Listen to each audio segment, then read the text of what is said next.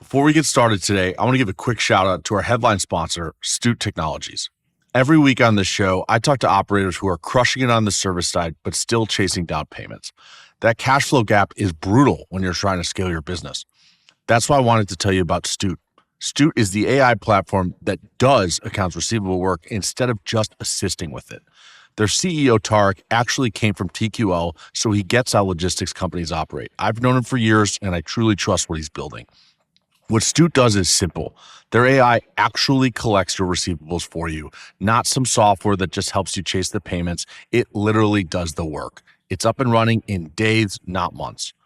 As an example, Bishop Lifting is using Stuut for a 35% reduction in overdue invoices, millions more in working capital, and a reduction of manual work by 50%. If you're tired of your AR eating up time and cash, check out Stuut.ai. That's Stuut.ai. Tell them you heard about it on the Freight Pod. They'll get you collecting in days, not months, so you can focus on actually running your business. Now let's get this episode started.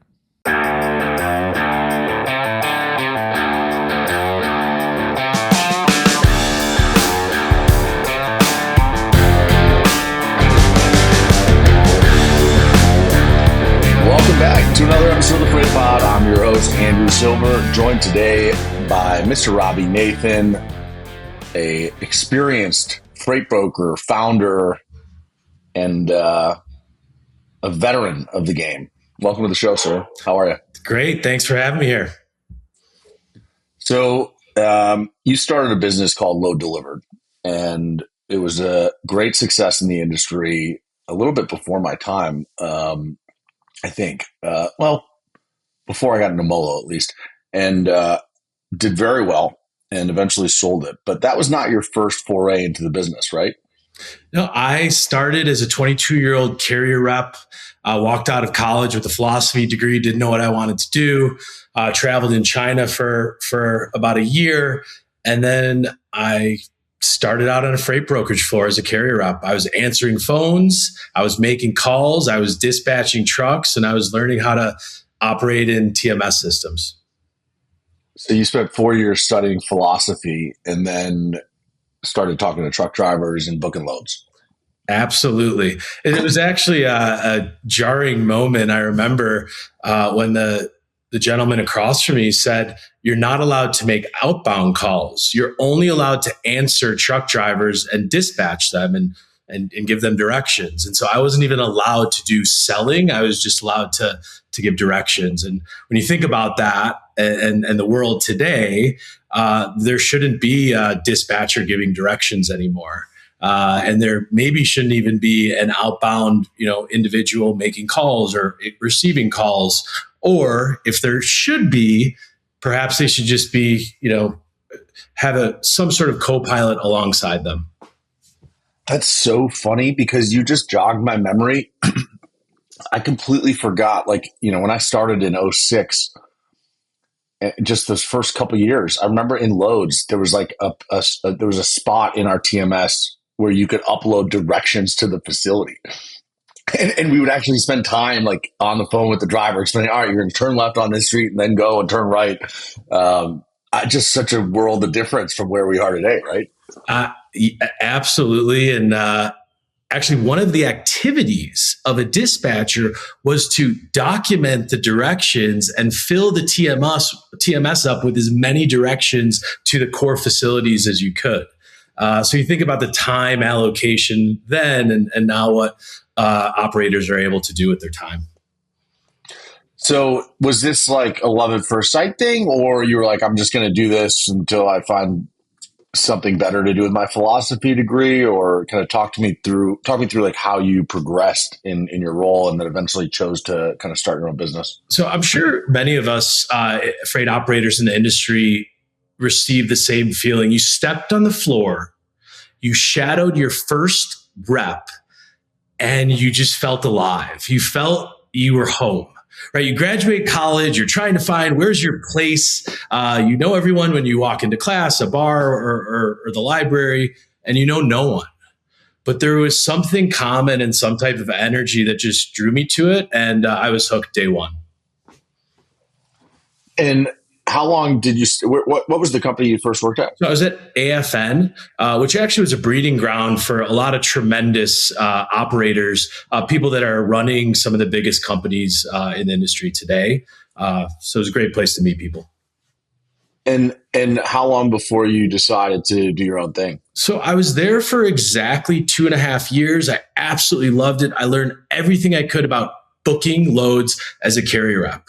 And so I really wanted to master how to be able to book, optimize my freight board. So I was one of the top reps in a very short time, then decided to build their intermodal group. We built one of the first intermodal departments within a over-the-road brokerage. I believed in the conversion of over-the-road freight to intermodal at that time, was really passionate about it. And then soon thereafter moved to the customer side. And I think like many, once you've seen the carrier side, the customer side, it gives you the confidence to go out and operate on your own.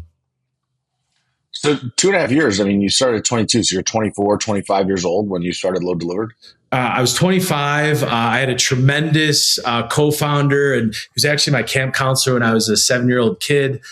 He was the one that founded Load Delivered with me, gave us the first $750,000, and we were off to the races. And this was 2008, right? This was 2008. Bear Stearns had just gone down. Everything was in sort of financial disarray. The freight market was highly depressed, but we were small and we had a very focused niche. We wanted to focus on temperature controlled freight, high value. And so this was before many of the brokerages were interested in moving temperature controlled, high value, both seafood, pharmaceuticals. And that's really where we started, moving freight load by load, just like how many of the top 100 brokerages started as well. Why did you choose to go after that specific type of freight? Hyper specialization. I always just saw that hyper specialization, and that my 2.5 years at AFN, I saw that the best people had niches and they were really good at a specific area. Andrew Haverkamp, who I know you spent some time with at Coyote, he was also a big mentor early on. And I saw he had a niche, hyper specialized in one specific area. Well, at that time in 2008, farm to table was starting to become big. The need for temperature controlled goods was expanding. And so I thought, let's go after a bigger TAM. There isn't as much competition. Amazing operators like Paul Loeb, Jeff Silver were hyper focused on dry freight at the time. And so I thought, why not skate where the puck skate somewhere else? Also, in addition, is temperature controlled is hard. It is really challenging, and I wanted to focus on the hard stuff.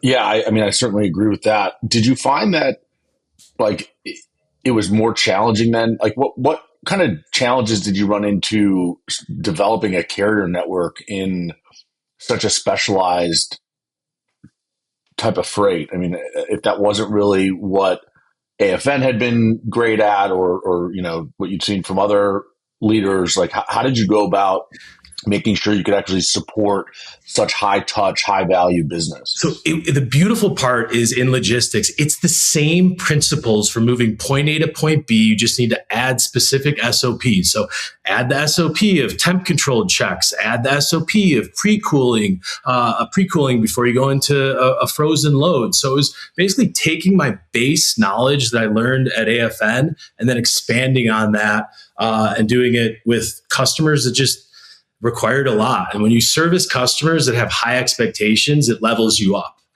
So I actually encourage companies early on in their trajectory, find the tough customers, find the difficult freight. If you can work with them, you probably can work with anyone. And what would you say in the early years was the most challenging aspect of building the business?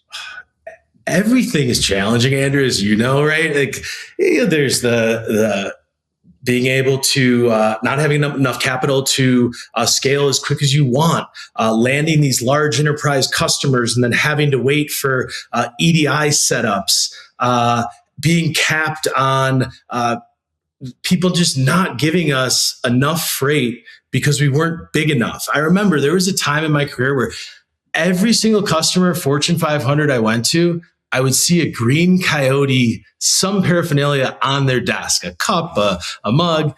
And I would look in their eyes. People that really liked me, Jake Kilgore from White Wave Foods was a great customer. Ooh. And he said, Robby, we're just not going to give you more than X percent. Here's what we do. We give CH Robinson X, we give Coyote Y, and then we split it up with the longer tail. And so my goal initially was like, get a piece, get in the game, stay around the hoop, and you'll get some bigger rebounds as well.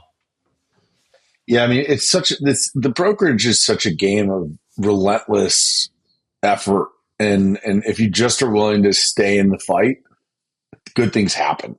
It's like the industry will throw a lot of chaos at you. It might be a down market for 3 years, like the current brokers have dealt with. It could be ELDs.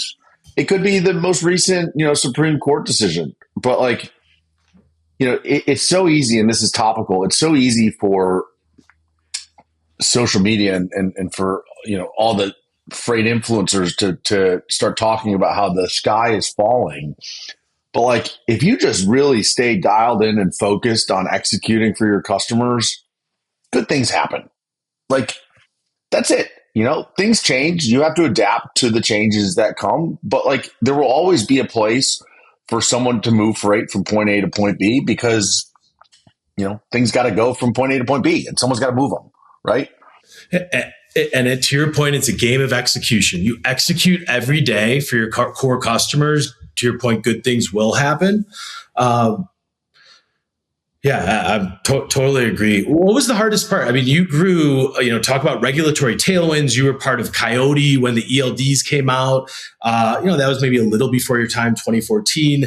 COVID, all the regulatory sort of everything that was going on during COVID was part of your growth at Molo. What was the hardest part when you were scaling or going from, let's call it 50 to 250 million? Well, 50 to 250 for us was the COVID was like, well, we had 50, 17, 18. Okay. So that's like, you're talking like 2019 and 2020 for us at Molo was when we were kind of going through that. I mean, COVID was such a challenging environment just from what the heck is going on? We've got a team like this is like truly, the word unprecedented was said an unprecedented number of times during the first 4 months of COVID, right? We were always just like, hey, this is unprecedented. We don't know what the heck's going on. But I think the hardest thing for me personally was probably the fact that when you're the CEO, everyone's just kind of looking to you for answers. And COVID was just not a time where we really had answers. The only answer I could give my team at that time was to just keep our heads down and keep executing and to really try to support each other as much as possible because of the, once again, unprecedented times that we were sitting in. So I think that was probably, at least from the 50 to 250, the hardest. And what else was really hard? I think it's hard when I don't know that I was ready to be the kind of CEO that could support the business that we were growing into. Like, I think that I really enjoyed being out in front of customers, selling, understanding what it is that customers were looking for and making sure that I brought that information back to our team and delivered it en masse to our team. Like, that was really fun. And being out on the floor, walking the floor, just connecting with people, checking in on how they're doing, just telling them they're doing great. Like, I used to just message all the managers and be like, can you guys send me a few things about your team? Like, who's doing really well right now? Who just had a milestone? And I'd get, this guy just booked 50 loads on this carrier for the first time, or this guy just got his 10th customer. And I would just take that and I'd go up to the rep and be like, dude, you're crushing it. Or hey, Sam, like, you're doing great. It's like, that's so fun. But that's how you can spend your time when you're at 50 million, at 100 million. When you get up to like 500 million, it's like things change. You can't really just keep focusing on those cultural elements and sales efforts. It's like you have to start to deal with bigger issues that as a at the time 29-year-old who I didn't go to business school or anything like that, like I wasn't fully equipped to do. And I was really, really grateful to have just an excellent partner in Matt Bogrich who, did go to business school, but also just was way smarter than me and could handle a lot of the problems that I wasn't really able to. I don't know if I think having a team that complements each other well is so important. Like when you think back to your own experience, what were the things that you were really good at and what were the things that you needed support from other people on? So I think a really good CEO finds a really strong team that not just complements them, but levels them up. And so like back when we first started, I believed in a flat organization. I believe in a flat organization in freight brokerage until you get to about $100 million or semi-flat. What I was really good at and what I was really passionate about was reading the market. In fact, I was so passionate about it that I started Logistical Labs. I took my 401k money, went to Lithuania and built a Freight Tech 25 company specifically to figure out pricing, how to price customers digitally, machine-to-machine communication. That's what I was really good at, figuring out how to compete with the big companies. I saw what Echo was doing. I saw what Coyote was doing, and I tried to figure out how could we attract similar customers, provide better service, but in a very small, more boutique fashion. So that's what I was good at. What I wasn't great at was that consistent management, is the consistent reviews, the management, the Monday morning huddles. That wasn't I had to really work at that over my career. Was fortunate to have tremendous mentors from publicly traded companies that mentored me and leveled me up. So yeah. That's so interesting. I'd forgotten about the logistical labs piece. What was is that similar to kind of what API pricing became to an extent? I mean, you're talking machine to machine. Absolutely. We were one of the first companies to do this. It started with, I couldn't compete with the top. I couldn't compete with CH Robinson, TQL, Coyote, Echo. They were doing algorithmic pricing. It was the early stages in 2012, 2013. And I couldn't figure out how to price on a mass scale. And I wanted to democratize it to any brokerage under $1 billion who didn't know how to price in an automated fashion with machines. And so it was really the beginning. And there's been some great second generation companies that have spawned off that are now integrated, whether it's AVRL or Tabby Connect or some other rating engines, which are great. But I think there's a massive next step that we're going to see. That's one of the reasons I got back into the game. There's adaptive rate negotiation, which no one is really doing or thinking about. People are claiming that AI negotiates. AI does not negotiate. But there is an opportunity. Hold on. Explain. So AI is just looking at math. You can, give it parameters, and based on those parameters, it will negotiate. But it's not actually negotiating within the trade craft that you and I know. And by the trade craft, the signals that you and I on the carrier floor saw and heard.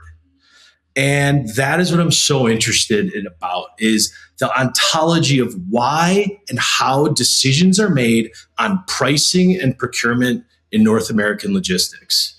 And that is sort of what I wake up and spend time on every day. Okay, let's take a quick time out and give a shout out to one of our sponsors, Rapido Solutions Group.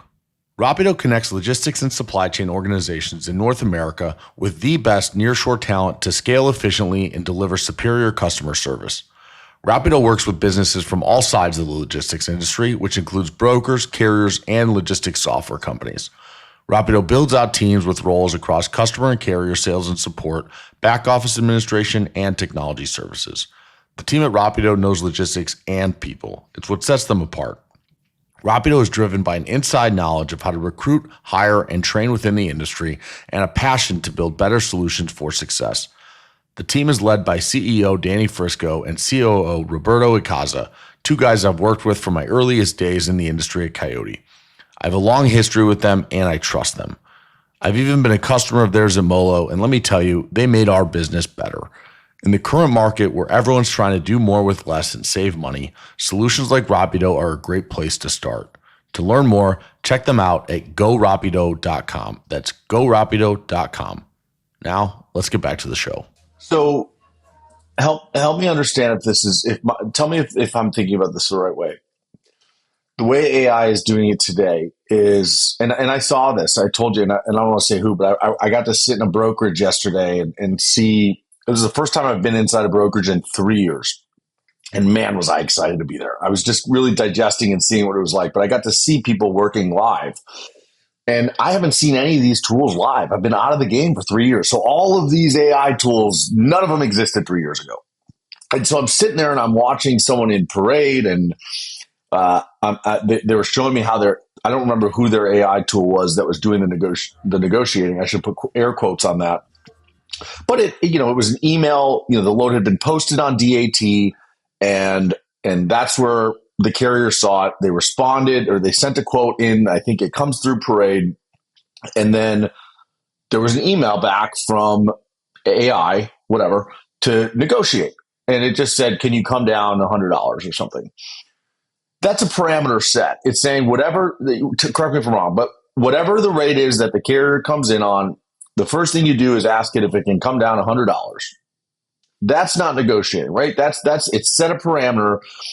But what you and I are taught, or what you're explaining, I believe, is when I have a load, whatever, and maybe it's posted and someone calls in, it's a Chicago to Dallas load.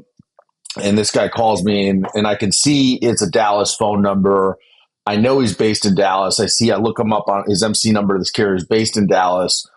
And this guy's like, hey man, like, do you still have that load? And I can feel it. I can sense that he needs this load. He's like, I can tell he needs to get home. And it doesn't mean I want to screw him over or anything, but it just means, he's like, hey, you have it posted for 2,000. Can you do 2,400? I'm like, in some cases, if I didn't pick up on these signs, I would have said maybe I can meet him halfway. But I'm like, no, I got to be at 2,000. Why? It's not a gut feeling. I'm picking up on signals that he's giving me that tells me this guy needs this load. So like, I think my market rate's 2,000. That's fair. I'm going to hold on that rate. That's negotiating, right? And that is exactly why I got back in the game. I saw how these V1 AI platforms were claiming negotiation, and I needed to investigate. It was bothering me. It's just, all my friends had brought me in, similar to you, to look at the technology, and they were doing awesome. I think the V1 AI players are doing great things. So kudos to them for leveling up the industry. But I just didn't feel like it was going to be enough, and that real domain experts needed to come in and take the trade craft signals like you just suggested and systematize them. And it's going to take time. This doesn't happen overnight, but those signals, and then how do you dynamically adjust it so that everyone is a boss on the floor? So essentially, if I'm in control of 100 loads and I decide I want to post 30% of them, actually to different load boards, you can dynamically train how you want those answered. How you want them priced and to negotiate versus the standard $100, then back and forth. The carriers game that. I saw it, and they were gaming it really quickly. And so I just think it's important to figure out different adaptive ways to negotiate on the carrier side, the same way that hundreds of millions of dollars have been spent on how to automated price on the customer side. And you think that it is possible for the technology to learn kind of those human signals and adaptively negotiate or respond? Like that's, you think we can get there? We will get there. It's going to take time. And most companies have not built the semantic layer. The semantic layer is that layer, right? We all were told in 2015, big data, start collecting it. But we didn't know why we were going to collect it. Well, we were collecting it for today, to be able to take action on that data and to only way to be able to take action on that data, one, it needs to be clean. Two, you need to be able to understand it, whether that's a domain specific language, understand loads or understand what's going on with that communication channel. But yeah, I just, what I've seen, sorry, I'm getting excited here, as you can tell. That's good. We just spend a lot of time in our laboratory. I've spent a year now digitizing the name of the company is Envoy, but initially it was Freightmind. And we've spent a year really digitizing the thoughts of a freight broker, of a carrier rep, and that trade craft that goes on. And we're not there yet, Andrew, but we're having these little moments, these little nuggets where we're winning.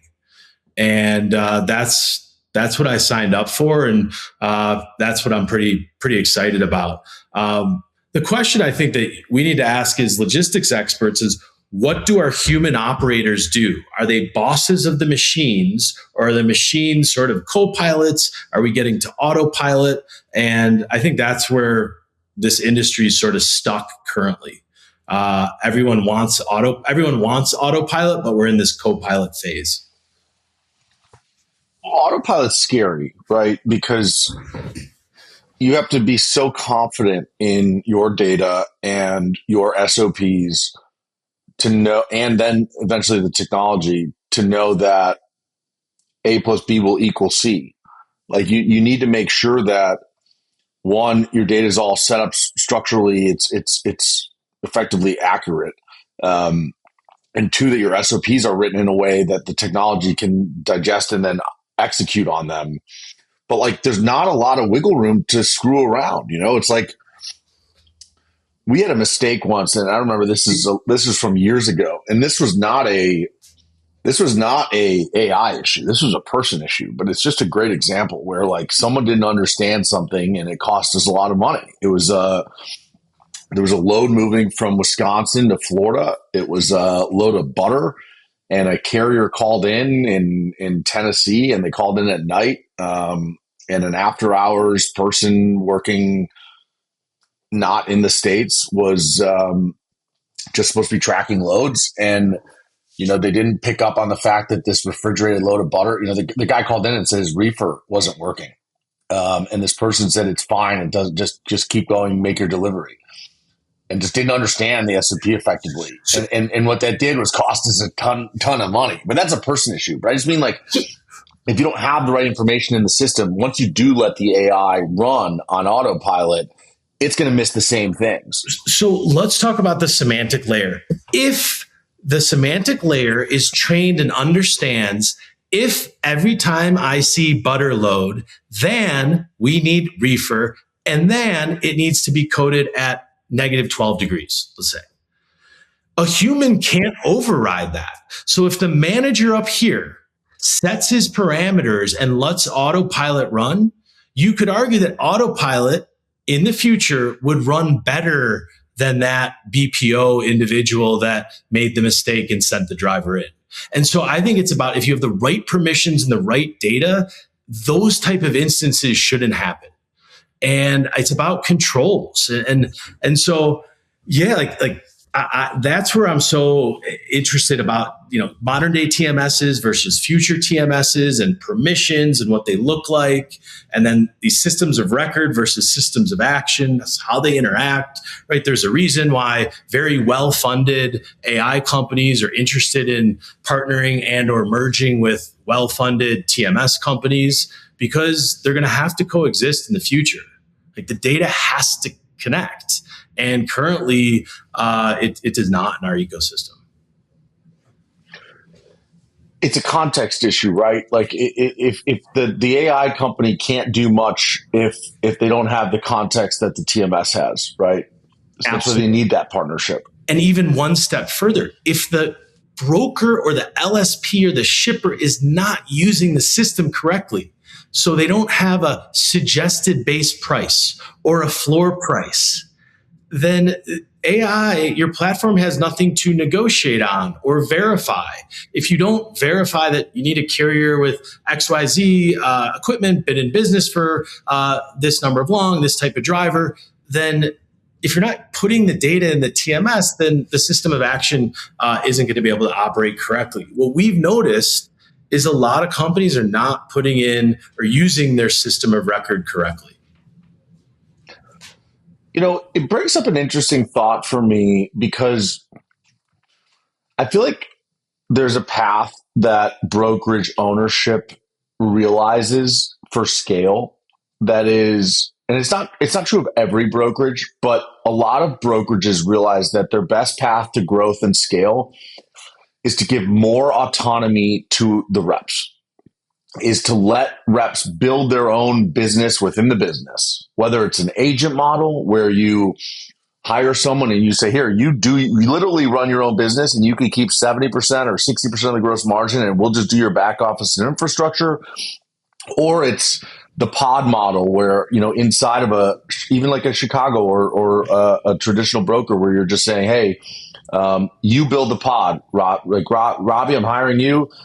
You go hire people who work under you. You teach them what to do. And, when you get from 10 loads a day to 20 loads a day, go hire another guy and bring him in. And that's more like, I feel like that's more like the Southern model. I think Access America, who Coyote acquired, had that model, the pod model. There are other companies in Chattanooga that do too. And my point in bringing this up is it's a faster way to grow in some cases because, people want autonomy and want to feel entrepreneurial and they kind of control their own destiny. But in today's environment where two things are converging, one is the rise of AI tools, which to be effective require almost like a symphony level of orchestration where everyone's on the same page doing things the right way. The SOPs are clearly defined, and from pod to pod, you're seeing the same SOPs followed because you can't plug an AI tool into pod one who doesn't write anything on the rate cons because they just are moving fast and loose and want to get loads covered. Mm-hmm. And then pod two, who is super neurotic, doesn't move as much freight, but their rate cons have 4,000 lines of writing about, must be a 10-year or newer trailer, driver must speak English, must have closed-toed shoes, things like that. Like the AI doesn't work in that function. And the second thing converging is the recent Supreme Court decision, which is saying now that brokerages can be held liable if they are proven to be negligent in how they selected a quality carrier. And if you give so much autonomy to reps to just pick whatever carriers they want, that's a recipe for a nuclear verdict that will put brokers out of business. So I'm curious, how you think about kind of what I just talked about in terms of that environment we're in. So I think the environment we're in is the perfect opportunity for a blend of technology, systems, and human operators. For instance, verification. How do we verify carriers? How do we store data? How do we make sure that if we do get called to court in a year because there was a wrongful death, how do we make sure that we check the boxes? And I think it has to be a combination with systems and humans. I think that's what it'll come down to. But you have to have the right systems. So, for instance, when we're getting 1,000 calls inbound into one of our brokerages we're working with, we're filtering 800 of those calls that are actually good carriers that are compliant. Of those 800, we might be filtering down another 50 that are viable for them in their network. And then the people can go and operate and book shipments. And so I would say that's just a way to filter the good so that human operators can execute faster. That would be one area where I'm seeing a lot of opportunity. Better industry, better cost to serve, a little safer. The challenge is the small brokerages, can they afford it? And are the bigger brokerages going to look like clearinghouses in the future? Meaning lower margin, but these big, massive, there'll be maybe 100 of them, maybe 200 versus 25,000. I don't know if that happens, now or 10 years from now, but it does seem like there will be a contraction. I don't know the acceleration in the number. I'm hoping there's not And I think there's a path for there not to be, but I'm who knows? I mean, you had a great question as what about the agents? The agent model you mentioned, I saw on a post is what about the agents operating on someone else's authority, making these independent decisions, as you just mentioned right now? And what happens to those companies who have 3 customers, 12 loads a day? Are they still going to be able to run as an agent? Yeah, it's interesting. I do think that the right agent system can work, because I think if a company that has an agency, because a lot of the times it's not just an agency, sometimes it's a W-2 brokerage that has an agency. Armstrong is a great example of that, where they have their own brokerage, but they also have an agency. And I think that if the agency is structured in a way where, yes, an agent, if Robby Nathan is the agent and he has Robby Nathan Logistics, which is actually part of Landstar or Armstrong or anyone, Tallgrass, whoever it may be. If the ownership of the agency, I'm sorry, if the overarching business requires strict quality carrier vetting and you can't just pick whoever you want, I think it can work. If they give you full autonomy, like, hey, it's your business, you pick the carriers, that's going to be a problem. I think those are the guys that are going to cut corners. It's natural. They're not going to be on the hook for the $20-30 million if there's a nuclear verdict. Why? Because they'll just shut down their business and start over. I mean, you're going to see that there is going to be a group of chameleon brokers, I believe, that show up. And what I mean by a chameleon broker, for those that haven't heard that term before, it's been a common term about chameleon carriers, where a carrier might start up and run a few trucks, and then they get in an accident, they get some bad scores, and what do? They just shut down operation and open a new MC number a week later. I really think that is the strategy that some small brokers are going to take. I don't think it's smart at all, but I think it's going to be a basically like a prayer. Like, they're just going to run and hope that they don't get a bad accident, and if they do, they're just going to fold up shop and try to start over. It's not a good thing, and I do think that this kind of change will really drive separation between companies that do things well and companies that don't. And I think it's going to be more incumbent on shippers to go deeper into their own due diligence to understand what are the operating procedures that your company utilizes to execute my business. And most specifically, what I'm interested in is, what does your insurance look like? And what does your carrier vetting look like? Mm-hmm. Like, who's allowed to make decisions on what carriers you use, and which carriers are you allowing your company to use? Mm-hmm. I think that's got to be where things go when you call your next, when I'm a broker again and I call a shipper trying to haul for them, those have got to be 2 of the first questions they ask. I think you're going to see a third question from Fortune 500 shippers. What is your balance sheet? How big is your ABL line? Are you on an ABL line? I think shippers are starting to understand the risk of working with brokers also that have these big ABL lines with not a lot of strategic backup financially. Highly levered companies out there, whether it was through private equity or through their own personal vehicles. I think that shippers are going to be very careful about who they partner with and their partners' balance sheets. I think they should. I mean, there's really no reason not to. And maybe that is what drives consolidation. I still think the long tail seems like it'll exist because, do you really think that, like, Joe's Paper, who moves 4 or 5 loads a week, maybe it's 4 or 5 loads a month, do you think they're going to be that invested in this kind of due diligence? Or do you think they're going to maybe operate the same way some of the small brokers do, where it's just like, hey, I need the cheapest truck, so, like, if you can get that for me, hook it up? I think you're exactly right. There'll be this sort of secondary market of long tail shippers, brokers, carriers that all operate in this ecosystem, sort of with a hope strategy versus a really strong verification strategy. because I saw two things just this morning on Twitter. One of them was a guy who's the CEO of a small trucking company, and I think someone had asked, like, how high are rates going to be this week? And he was like, for reefer, we're charging $7 to $9 a mile. And on top of that, we're a conditional carrier and our phone won't stop ringing.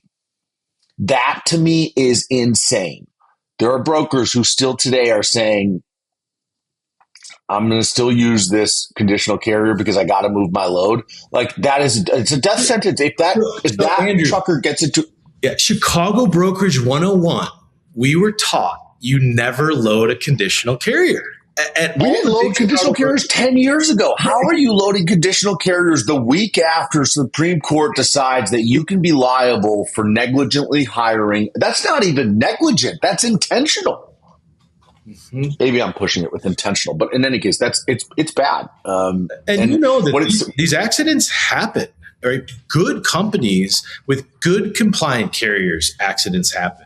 And so working with a conditional carrier just exacerbates that problem. And yeah, it's wild that, in I think it was 2007, we stopped using conditional carriers. Yeah. Holy shit. That is what everyone says when they see GenLogs' truck intelligence platform for the first time. Founded by ex-CIA operatives and fueled by 15 million daily images across a nationwide camera network, GenLogs gives you the power of total market capacity while also defending you against fraudulent carriers. Holy shit is what GenLogs customers say again when they see the ROI from covering loads faster with fatter margins. Holy shippers. That's right. GenLogs unveils the locations and lanes for all the shippers in America. In the era of artificial intelligence, nothing beats actual intelligence from verified by video data. See what GenLogs can do for you. Check out a demo at GenLogs.io. Again, that is GenLogs.io. Tell them Andrew sent you, and they'll include their carrier compliance suite for free. And if you haven't already, I interviewed their founder, Ryan Joyce, last year, and it's one of my personal favorite episodes that we've done.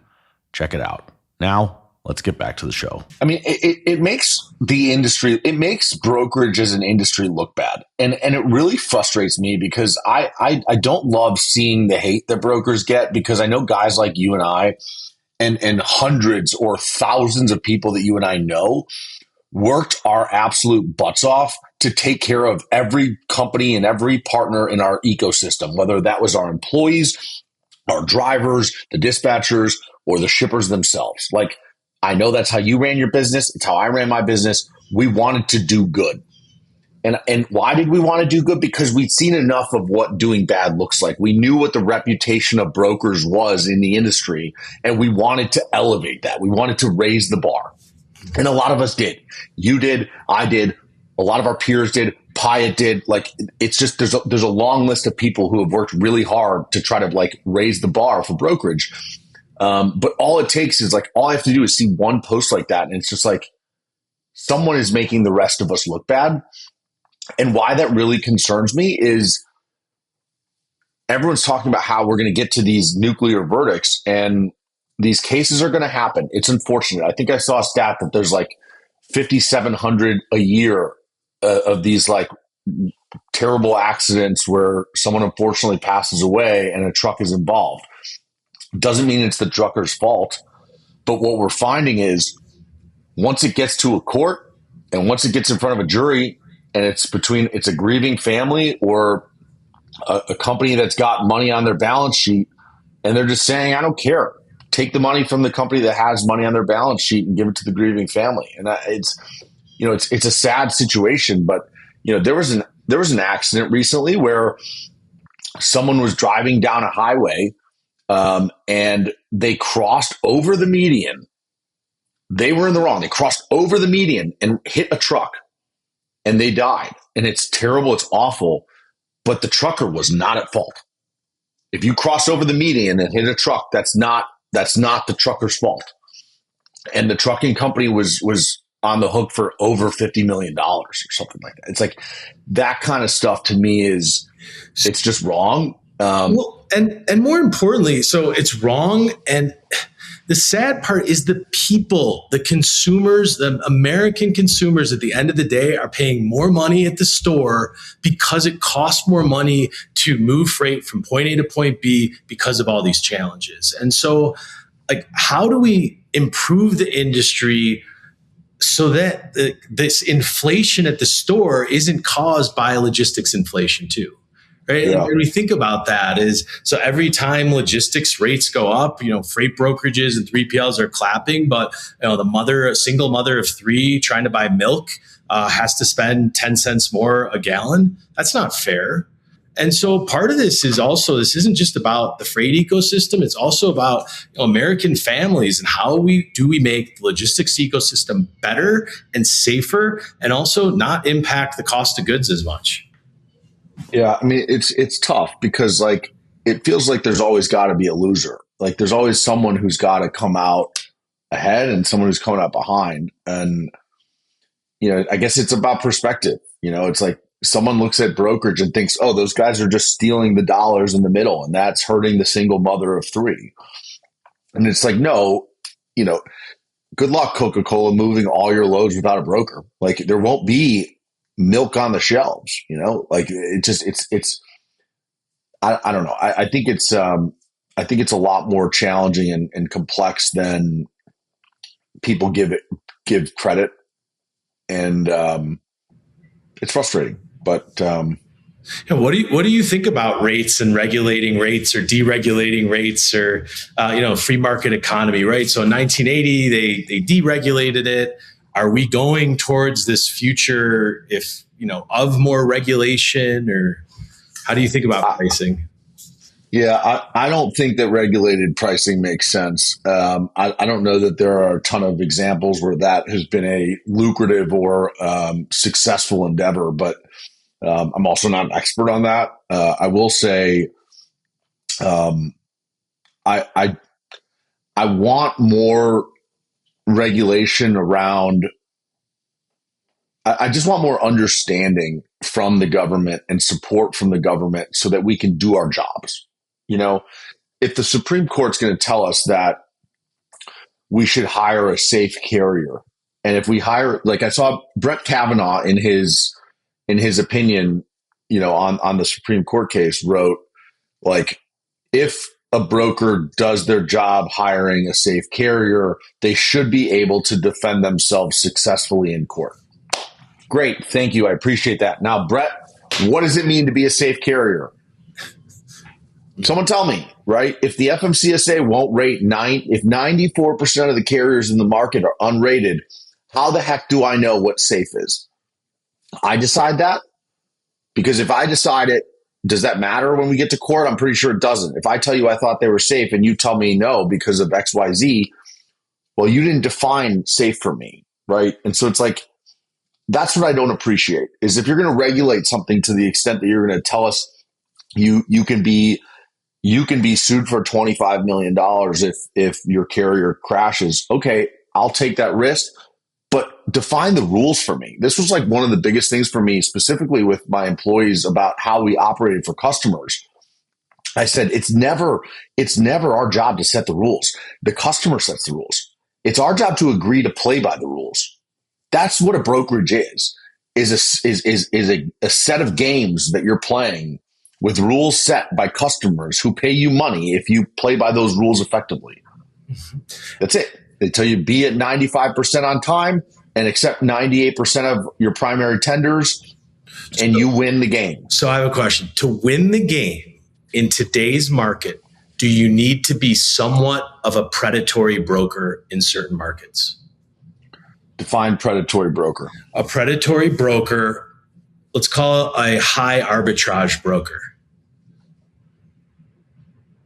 Or is that the definition of brokerage? Being predatory and going for high arbitrage opportunities?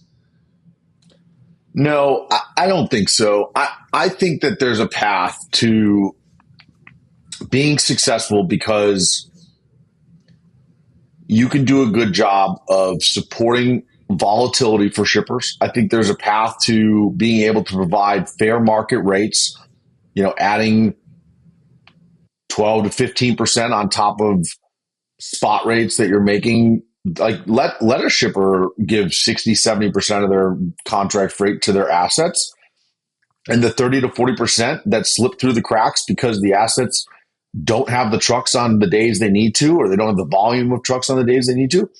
There's a need. There's a need for a service to support that, and it's fair to get paid to execute on that.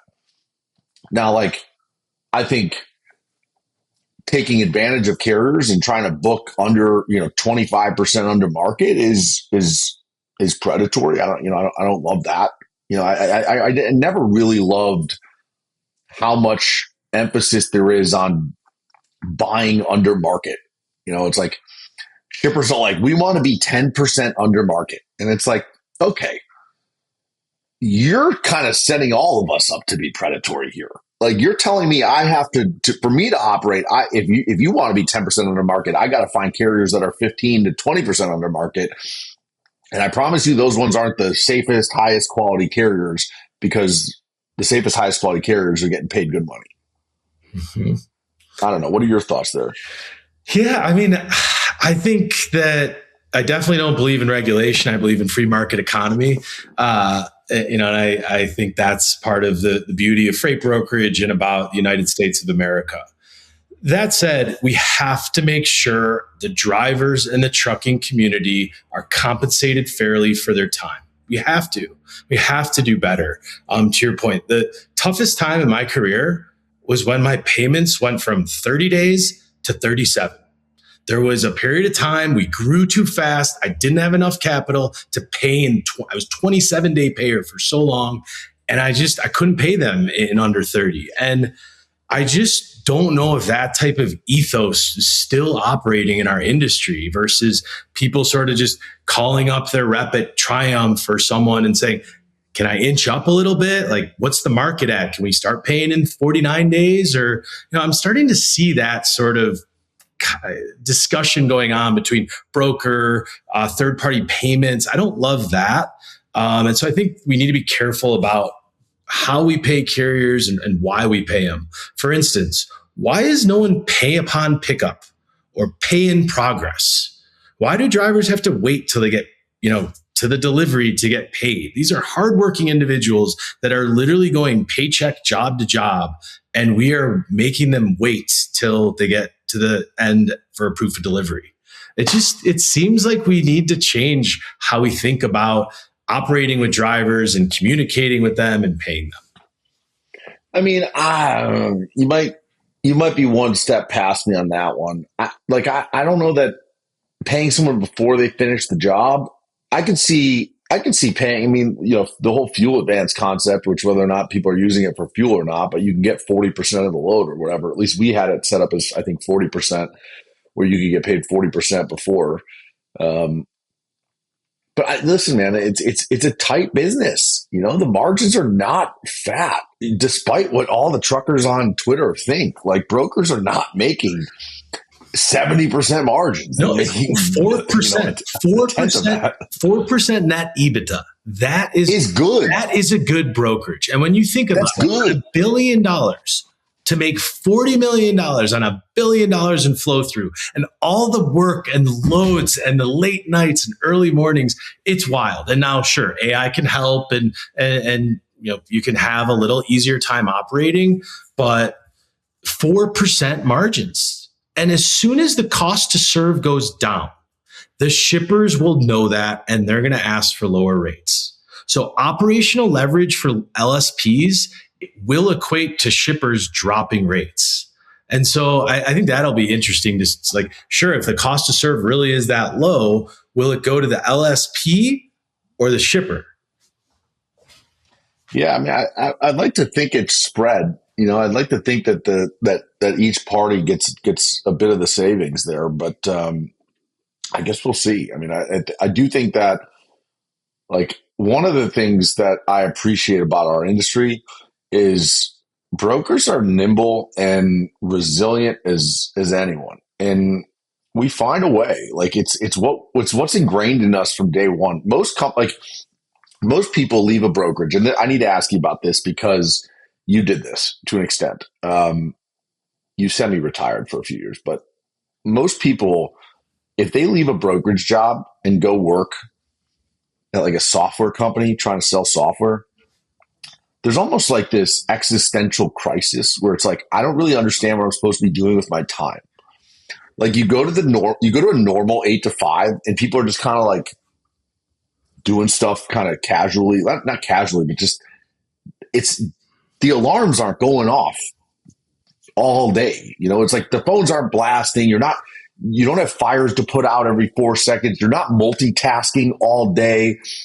But that's what we're bred into in brokerage. And so it's like that, it hardens us. It teaches us that like we're like almost dumb enough to think there's no obstacle we can't overcome because we spent a decade every day overcoming obstacles. And that's why I got back in the game. We have to change that. This next generation of operators, Andrew, they can't be on their computers and keyboards like this in desks for 12 hours a day. It's just not going to work in this next generation. And I think they deserve better. They shouldn't have to sit inside in a dark room for 12 hours a day, gaining weight and looking at a screen like this, dealing with problems. We need to give them better resources, better tools, better co-pilots, certain tasks they should never do again because it should be on autopilot. And so, yes, every freight broker should be a boss in the future, and they should be managing a network of AI workers below them so that they're not doing this constant, I'll call it the cortisol shock increase, right? You're constantly have high cortisol. And we need to do better. We have to build better for that, for the future freight brokers and logistics professionals. Is that Envoy's like calling card? Like, try Envoy, reducing cortisol in freight brokers everywhere. I love that, but it's really about first carrier communication. So let's get into Envoy. I want to know exactly what you communicate. So I spent 5 years. I didn't go into freight brokerage. I walked back on the floor. And what I was most amazed at the different modes of communication that the carrier reps were communicating with their carriers. And by modes, I mean Telegram, Signal, WhatsApp, SMS, call, email. When I got in the business, it was, maybe it was call, email, maybe some instant messenger, but that was it. And so the future, similar to B2C, like we need to bring all those modes of communication into one platform, one channel. And that's how we start to build this carrier context graph. And that carrier context graph is the beginning of the how and why carriers get booked and we rate a load a specific manner. But I got back in because we have to not just help with co-pilots for carrier reps, we have to make their lives better. And part of that is, we have a verification system. So how many times did a carrier call in and you check their MC, looked if they were valid? I probably have a day of my life was wasted on verification checks. With our platform, there's no verifications anymore. It comes into the system, and if you're talking or emailing to that person, then you're doing so because it was already filtered through, whether it was Highway, My Carrier Packets, GenLogs. We believe in BYOC, bring your own compliance, and we'll figure out the verification channel. So part of it was verification. Part of it is booking. Part of it is understanding the why and how we book. But the future is there will not be carrier reps, and if there are, they're going to be freight operators. What carrier reps started with American backhaulers, Paul Loeb, Jeff Silver, it's not going to look like that in 2030. There's going to be freight operators that will have teams of AI workers below them that will be helping them book freight, schedule loads, pay carriers, etc. I believe in it. So I think just to clarify, when you say there won't be carrier reps, what you really mean is there won't be carrier reps performing the function that they're performing today, which is show up, bang the phones, make 12 calls an hour minimum, 100 calls a day on the phone with carriers, booking loads, tracking loads, communicating, like whatever, requirements, stuff like that. It will look different. Andrew, the best carrier reps have the best memories. I mean, that. They're almost like savant-like. Yeah, I remember that. Right? My dad. My desk was just a series of yellow sticky notes with MC numbers written on it and lanes. And like, it'd be like, I'd see a load come up and I'd be like, wait, I remember that one. And like, start digging like, oh yeah, this guy, call that guy back. That was 2008. So, but I get what you're saying. Like it is, you see a load and you're like, wait, remember? Okay, who was it? It was this guy. I got to call that guy back. He told me he likes selling. Hold up. Wait a minute. Let's give a quick shout out to our sponsor, Cloneops.ai. Logistics moves fast. There are calls to make, updates to send, documents to track. Your customers are always waiting. Cloneops.ai helps teams stay ahead with a platform that can be white labeled and a marketplace of AI agents built for real logistics operations. Inside the Cloneops marketplace, you'll find agents for tracking, documents, after-hours support, finance workflow, fraud prevention, and more. These agents plug into your workflows and existing systems to handle the repetitive tasks, whether it's making calls, sending emails, replying to texts, gathering info, or writing updates. Your team stays in control with real-time visibility into every interaction. And because the AI is always turned on, operations keeps moving even when your team can't. A standout is Carrier Screening Plus Voice ID, which ties a voice to a DOT number and alerts your team when that same voice appears across different or multiple DOT numbers, helping catch fraudsters before they cause damage. No one else has this.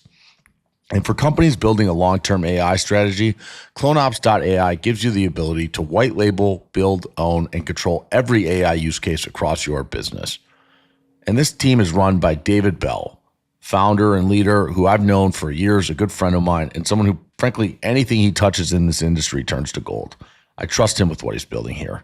If you're ready for automation that supports your people, visit Cloneops.ai. Now let's get back to the show.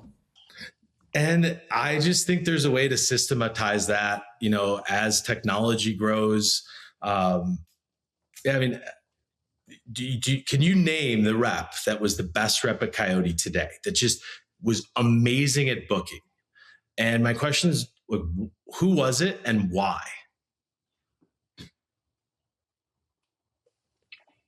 Who was the best carrier up at Coyote? I have to give credit to James Anstey. He was the first guy to ever book 1,000 loads in a month. And this was before people were booking 1,000. I mean, this was 2000, and I was not done with college yet, so it had to be before 2012. I think I was still an intern. It was probably like 2008 or 2009. And why was he the best? He was relentless and so dialed in to his carriers, and he had a lot of control. I mean, he just, it felt like when he was talking to his carriers about loads, it wasn't like do you want this? It was like, I know what lanes you need. I'm sending you the loads you need. I think he was taking a lot of Adderall, so he was very high energy, and chained to his desk for 12 hours a day, just absolutely grinding.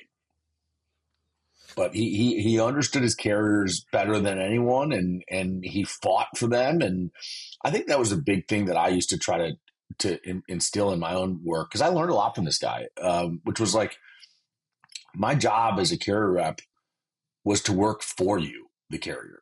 And so in doing so, like, I was the only one who could fight on your behalf when issues were going on. Otherwise, like, I was fighting against you. A lot of brokers, it's like, there's an issue on a load, the carrier is trying to get something, and it's carrier versus broker. And it's like they're fighting each other. My thought was like, I'm going to fight internally against my own team on behalf of my carrier, and they'll appreciate that and want to do more business for me. I love that strategy. And that was how I tried to operate. I actually took that strategy. And when I became a CEO, the same way that I worked for my carriers, I worked for my people. And I do think that training early on as a carrier rep is really special, because you start to understand that taking care of people and taking care of the people that take care of you is the most important sort of golden rule of building a business. Yeah. Is it harder to build a AI tech business than it was to build a freight brokerage? Absolutely. This has been the most challenging year of my life, and also the most rewarding and inspiring at the same time. I think that's part of what entrepreneurs do. We jump into challenging problems and we just want to solve them. But it didn't happen as fast enough. Finding the right problem to solve didn't happen fast enough. There was a lot of noise in the industry. So it took time.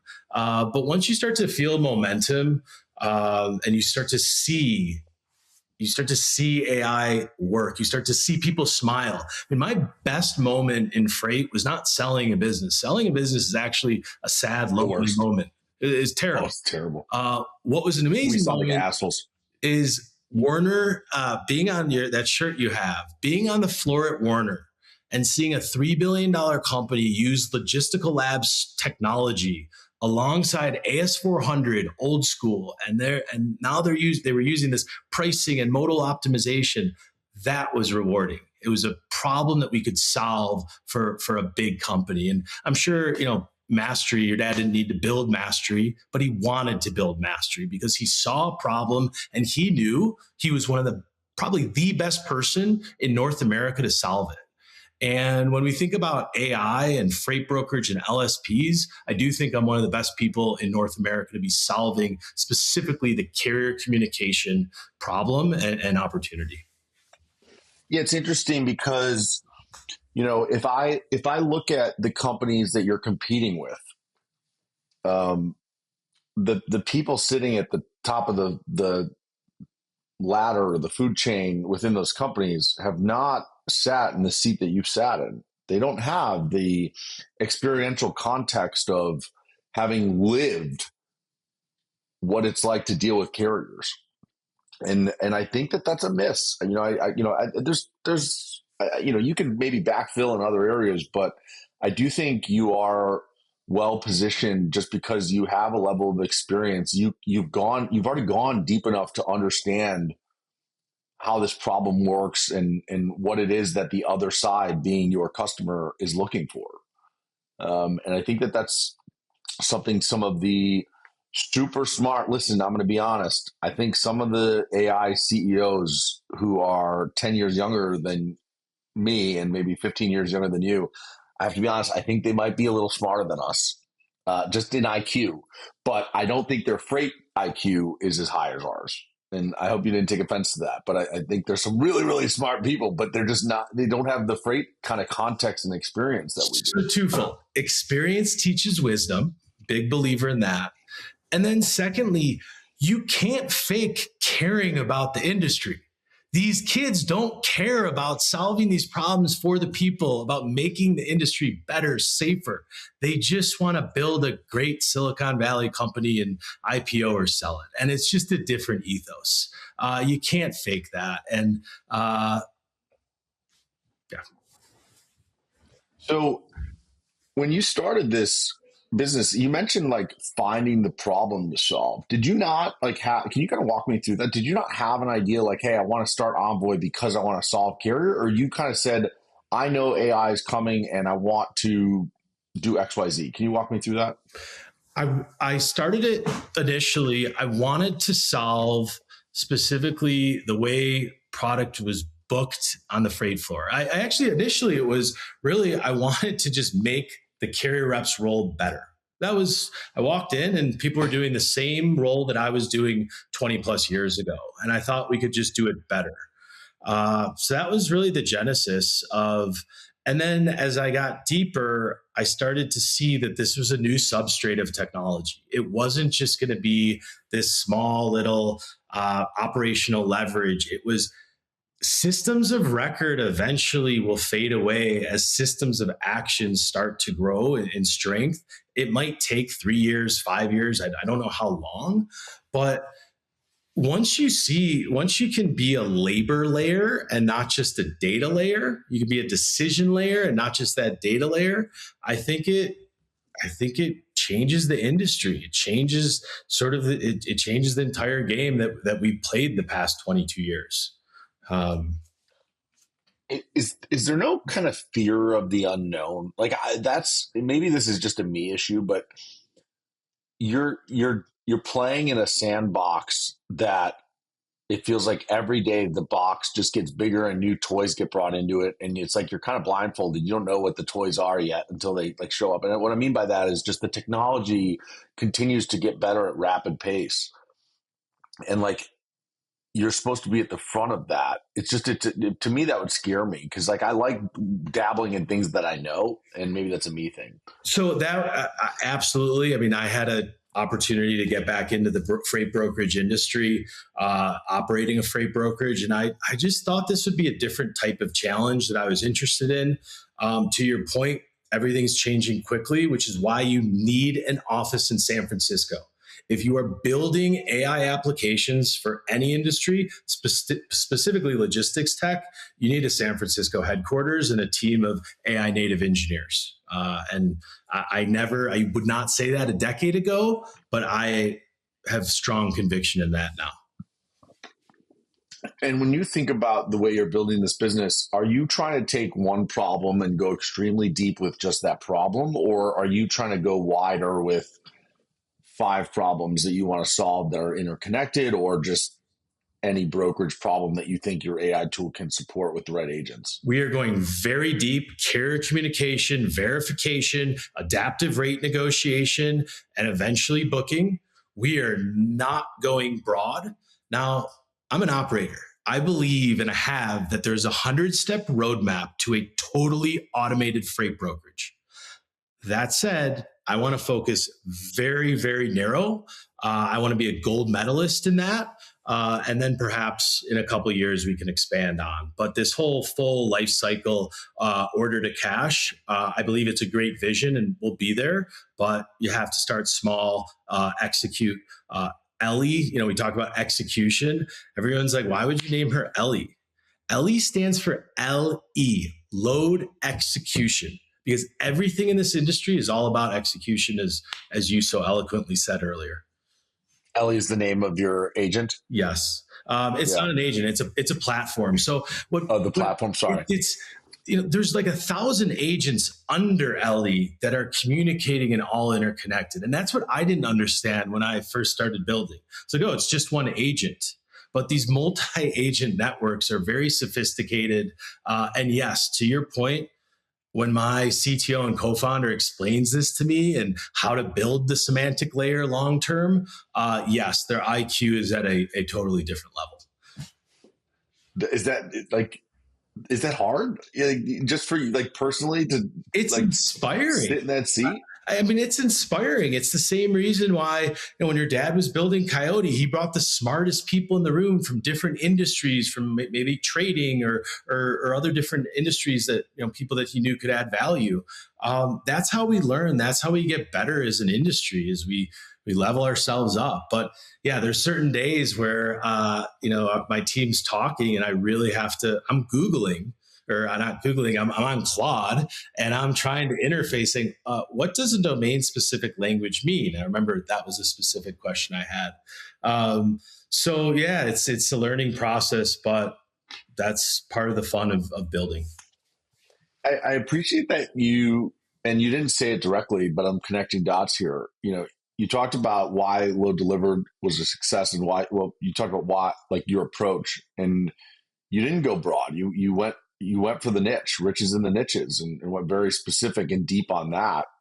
And I appreciate that you're doing the same thing with your new business, even though it's a totally different thing. It's a tech business. But again, rather than trying to serve everyone everywhere all at once, you're saying we're going to be the best at this one thing, and then we'll build on top of that. Yeah, well, I got the idea initially, and then I had a tremendous mentor, Art Mesher, who's the CEO, former CEO of Descartes Systems.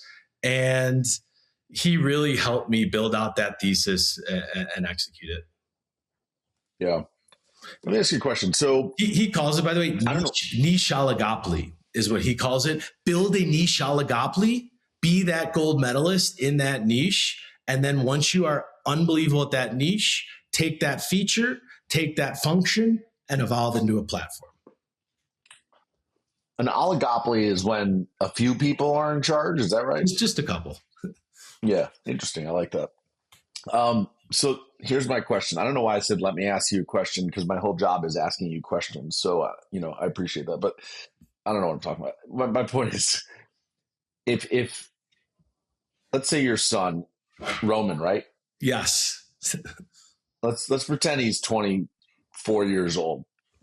And he says, Dad, I want to start LD2, load delivered the second. And he said, Dad, how should I do it the way you did? Or like, what should I do differently now in the age of today's environment? What would you tell him? So first, the question would be, do I think it's a good idea to start a freight brokerage? And I'd have to really think about that. And then we would have to talk about what type of freight brokerage. And then we would talk about, is it a cold start or are we going to acquire that? But I think my big question, what I would probably tell him is what my dad told me is, go figure it out yourself, come back, go get a job, come back, tell me what you learned. And after you spent a couple years learning, then we can move forward with the plan of action. And let's say he does that. He spends a couple of years. He learns. He's got brokerage. Like, I'm just curious. Like, let me ask more directly. Like, do you think it's still a good idea to start a brokerage today? Absolutely. I think there's a couple areas specifically in brokerage. If you can figure out how to leverage technology, decrease your cost per load to serve, and you can service high,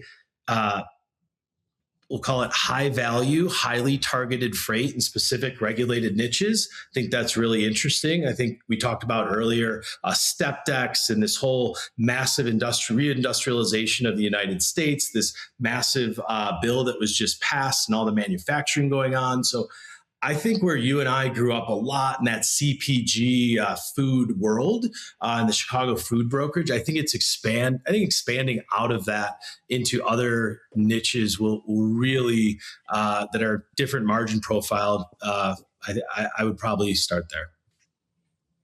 Gotcha. All right, I got another one. So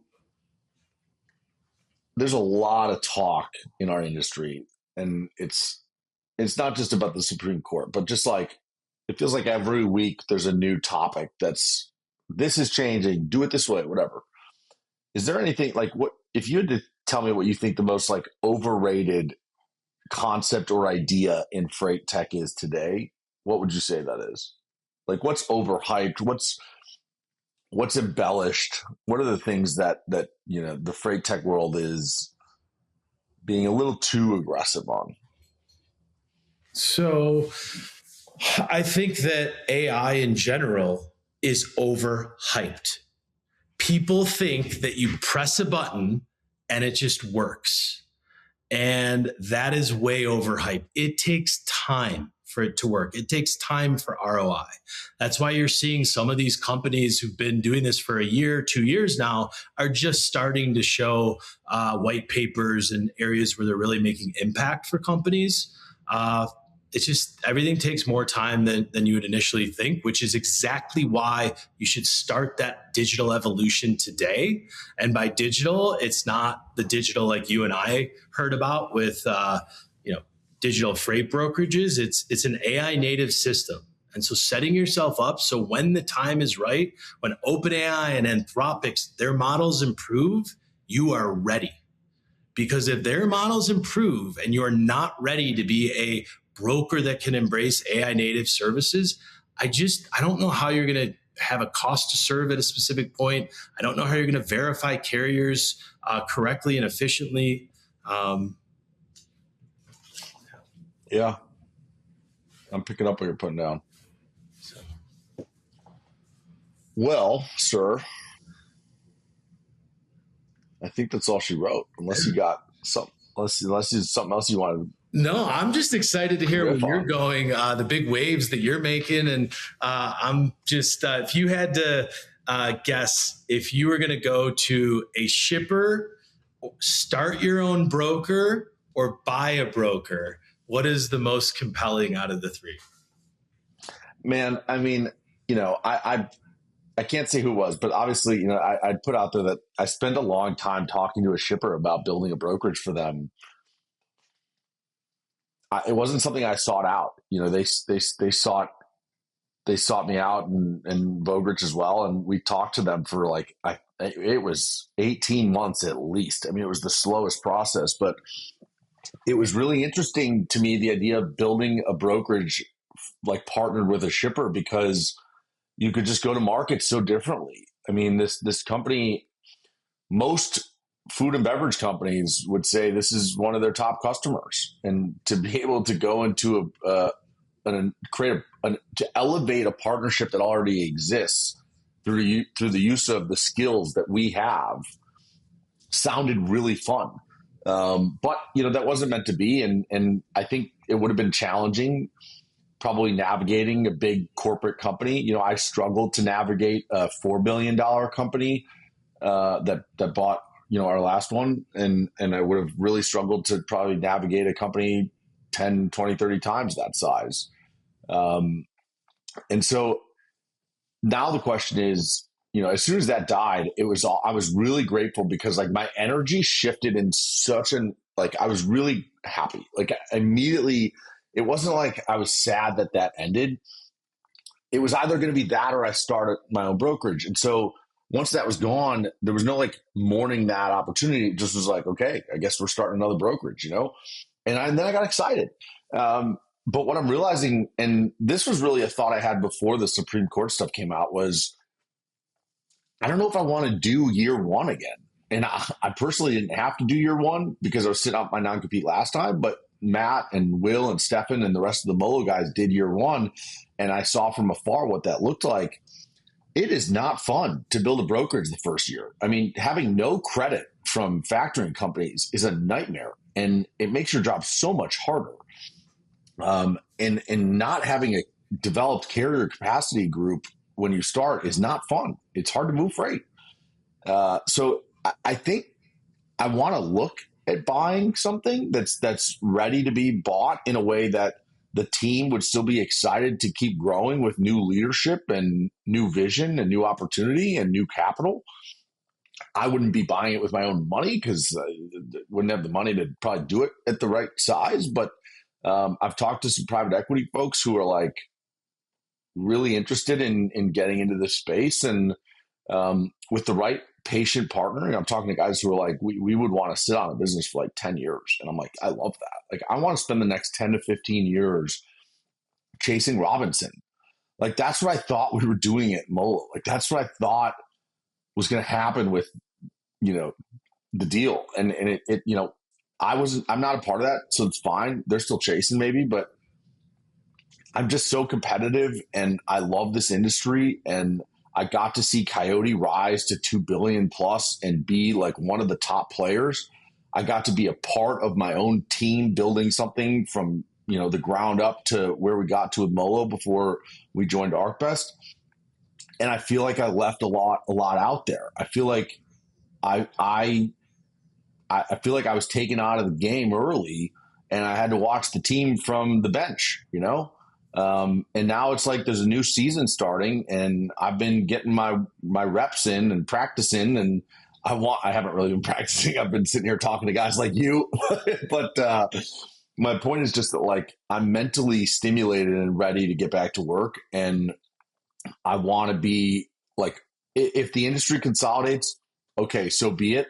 That doesn't scare me. It just tells me like, we got to run because we got to be one of the ones doing the consolidating, not being consolidated.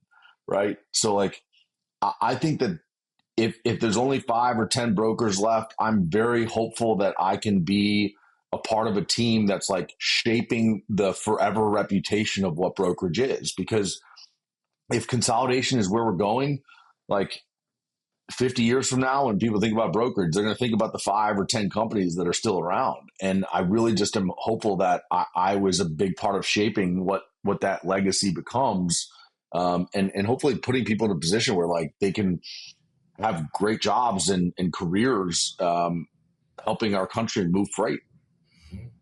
Well, Andrew, we need more passionate leaders like you leading the charge. I'm long Andrew Silver. I would be so excited to see you get back in and start building towards a $10 billion company. Just let me invest. I'm very open to that. So we'll have to keep chatting offline. And listen, man, I'm really grateful that you let me kind of get you on the show and dig into your history with Load Delivered and what you're building now with Envoy. I think you've done a lot of great stuff for this industry, and I think we really need guys like you on the tech side of things, as this kind of new frontier is making a real impact on brokers and carriers and shippers, and we need the right people kind of shaping that. So cheering for you, and don't be a stranger. Thanks a lot, Andrew. Appreciate you having me on. All right, we'll talk soon. Take care. To our audience, we'll see you next time.